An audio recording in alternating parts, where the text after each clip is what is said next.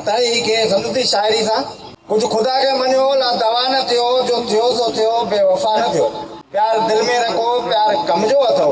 प्यार का थी परे एक ला न थियो मां खताई तेज मु खता मनी मां खताई तेज मु खता मनी पीर गुरु के मनो बेगुरा न थियो खताई थेबो केर सांदो खुदा अजाब मुख्तसर केर सांदो खुदा अजाब मुख्तसर जग सजो थो थे खिताब मुख्तसर केर सांदो खुदा अजाब मुख्तसर जग सजो थो थे खिताब मुख्तसर सुर्ख आहे सलाम बख्तावर माई खे सुर्ख आहे सलाम बख्तावर माई खे ठुक लानत भूंडो ठुक लानत भूंडो जनाब मुख्तसर तातारनि ऐं चंगेज़नि जा फरमान हज़ारे आया विया तातारनि ऐं चंगेज़नि जा फरमान हज़ारे आया विया सिंध सलामत आहे रहंदी सुल्तान हज़ारे आया विया तातारनि ऐं चंगेज़नि जा फरमान हज़ारे आया विया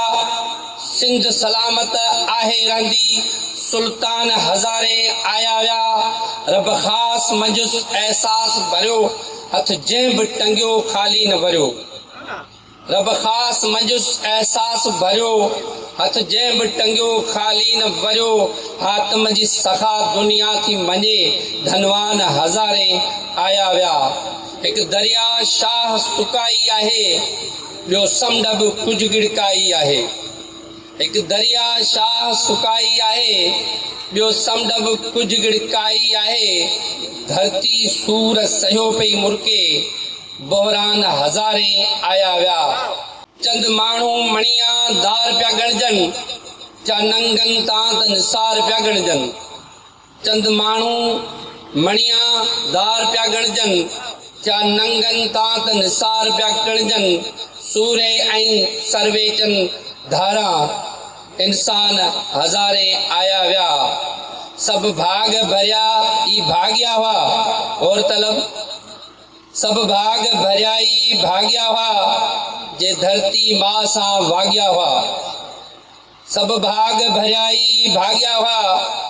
जे धरती मां सां वाग्या हुआ बाक़ी त खताई पेटू फुट नादान हज़ारे आया विया तातारनि ऐं चंगेज़नि जा फरमान हज़ारे आया विया सिंध सलामत आहे रहंदी सुल्तान हज़ारे आया विया।